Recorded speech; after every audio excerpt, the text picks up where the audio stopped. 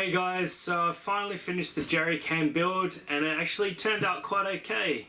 This jerry can is metal and the paint, I'm not sure if I'll get this paint again, just only because it had a weird texture to it. Like, I was hoping for like a smooth finish, but it says semi-gloss, but it is a little difficult to do some of these projects here because I don't have a workshop. I'm just currently in this small little shed with only like small hand tools and power tools, but I'll build up. The lettering, that was a little difficult because I didn't have the correct paintbrush. I had to makeshift this one.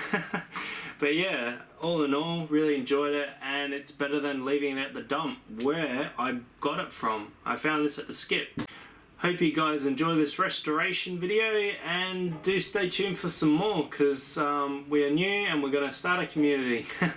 But till next time guys, I'll see you in the next video. Thanks.